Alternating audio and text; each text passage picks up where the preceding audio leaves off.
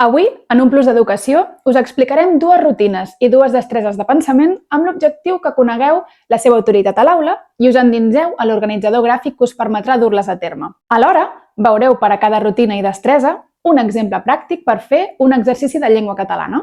Soc la Maria i soc assessora pedagògica a Didacta Plus. Començarem parlant de les rutines. Veig, penso, em pregunto. Es tracta d'una rutina de pensament molt eficient per connectar amb els interessos i les inquietuds dels alumnes sobre un tema concret i també per potenciar l'aprenentatge de coneixements nous a partir d'aquestes inquietuds. Es du a terme amb un organitzador gràfic de 3 columnes amb els títols següents. Veig, penso, em pregunto, on els alumnes apuntaran les seves idees seguint els paràmetres que els demanem. Aquí veiem un exemple d'una rutina proposada al quadern de punt volat de primer d'ESO, on haurem d'observar la imatge dels ossos i omplir l'organitzador gràfic amb el que els alumnes veuen a la imatge, sense interpretar, a la columna Veig. A la columna Penso anotarem aquelles idees que els alumnes relacionen amb la imatge, doncs el conflicte, l'agressió, etc. I finalment, a la columna Em pregunto, anotarem les preguntes que es fan en relació amb el que veuen. Per què es barallen? Estan jugant a barallar-se?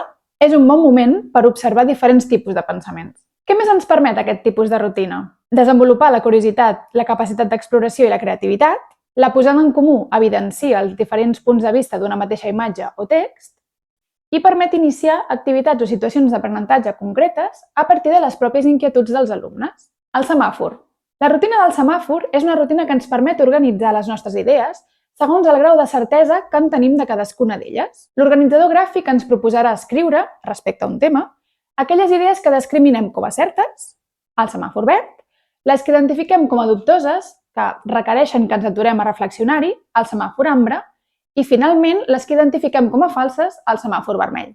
A més, aquesta rutina ens permet desenvolupar el pensament crític i l'analític i serveix per detectar la informació falsa, ja que permet aprendre a saber diferenciar entre afirmacions que no contenen arguments, generalitzacions, arguments unilaterals, etc., dels fets objectius i contrastats. És a dir, que permet identificar els fets objectius contrastats i també els objectius sense fonament. Aquí veiem un exemple de rutina del semàfor proposada al quadern de punt volat de quart d'ESO. En aquest cas, els alumnes han de convèncer els seus companys sobre el millor destí per fer un viatge.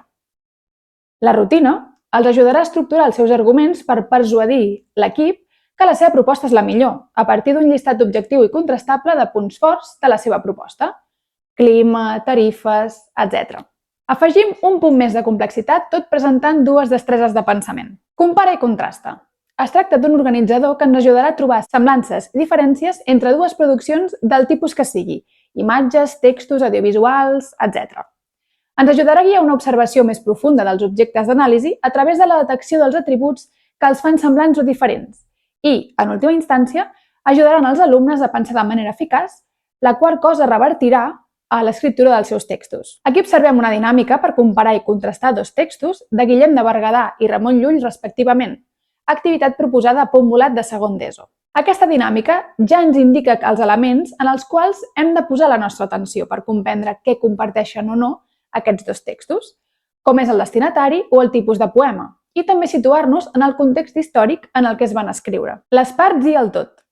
Aquesta destresa ens permet analitzar un tot a partir de les seves parts per facilitar-ne la comprensió. Es tracta d'una destresa molt completa perquè ens permet, d'una banda, analitzar objectes, idees, arguments, etc., ja que se centra en identificar totes les parts que configuren el tot analitzat. D'altra banda, reflexionar sobre la importància i la funció de les parts més representatives. I, finalment, qüestionar què passaria si no existís cap de les parts, amb la intenció de captar més a fons la seva funció i la importància en el tot. Aquí veiem un exemple d'aquesta destresa proposada a punt volat de tercer d'ESO, que ens permetrà analitzar les funcions gramaticals. A través del significat de la frase i de la funció que fa cadascuna de les parts, podem entendre l'estructura gramatical. Com veieu a l'exemple, podem relacionar la part amb el nom de la categoria que ocupa i preguntar-nos què passaria si l'eliminem, per exemple, en estat, el verb. En aquest cas, la frase quedaria incompleta i sense significat. A Didacta Plus hem incorporat als projectes Punt Volat i Asterisco de l'ESO diferents rutines i destreses de pensament amb la finalitat de fomentar l'aprenentatge significatiu i l'estructuració d'un pensament eficient i efectiu.